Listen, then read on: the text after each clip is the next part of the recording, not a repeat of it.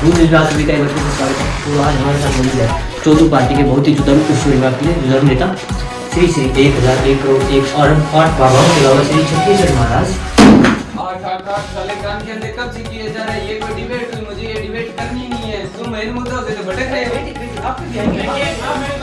आप मेरी बात सुनिए, हम ये पहले से ही कह रहे हैं ये हिंदू है ही नहीं, ये उग्रवादी है। अगर हमारे एरिया में रहना है तो हमारे पास तो कौन नहीं। ये देखिए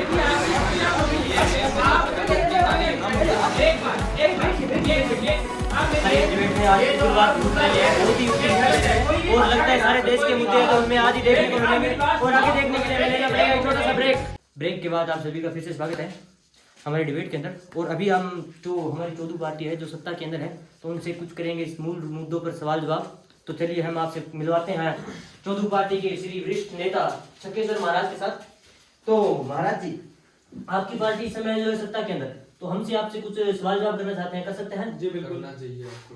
तो जो इस वर्ष है जो हमारे देश के अंदर जो जल भराव के कारण बारिश के कारण जो जल भराव की समस्याएं चारों तरफ है सड़कों पर, इसके खिलाफ आप कुछ कहना चाहेंगे?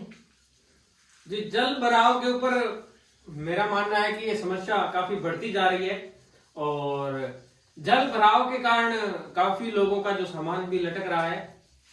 और लटक रहा है? क्या लटक रहा है? आप किस अभद्र भाषा की बात कर रहे हैं? आप के मुझे मालूम है कि लटक तो तेरे भी रहे हैं। आप चुप मेरे कर जा। आप मेरे मूल मुद्दों की बात बोले कीजिए। दीजिए। आप मेरे मुद्दों की बात कीजिए। आपकी बात नहीं है, बोले इनको बोलने दीजिए। बात की बात नहीं है। आप बोलिए। देखिए, मैं कह रहा था मैं कह रहा था कि ये जो लटक रहे हैं वो समाज में वो बोल रामदेव बाबा की जय, बोल साचे दरबार की जय। देखिए, मैं आपसे कहना चाहता हूँ जो ये डिबेट और ये जो आपके प्रवक्ता हमें बहुत पसंद आए और इस डिबेट को आप चालू रखिए और हम भी अपना प्रोग्राम है जो जारी रखिए। देखिए, जाते हैं।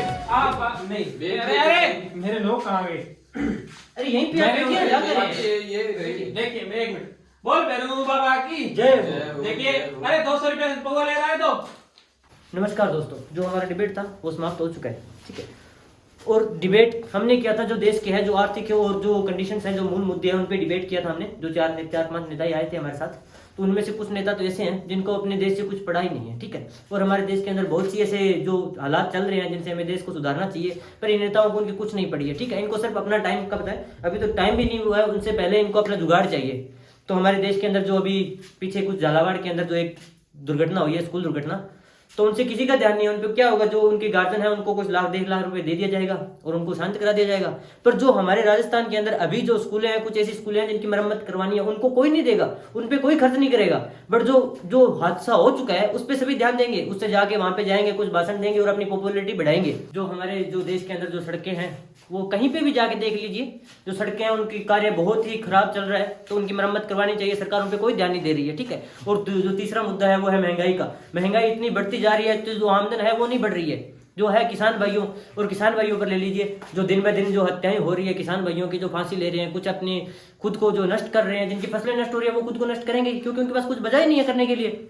और जो लास्ट में आता है वो हम जैसे गरीब हैं, जो हम जैसे बेरोजगार हैं, जो आपके सामने अभी हम पेश हो रहे हैं। तो हम क्यों हो रहे हैं? जो सरकार के कारण हो रहे हैं। हमें ना कुछ नौकरी मिल रहा है, ना हम जो काबिल हैं, तो हमें कुछ भी नहीं मिल रहा है। तो हमें ये आपके सामने आना पड़ रहा है, जो जागरूकता है ये फैलानी पड़ रही है। तो हमारा निवेदन है कि ज़्यादा से ज़्यादा जागरूक हों और जो अपने आसपास में जो भी है सभी को जागरूक करें।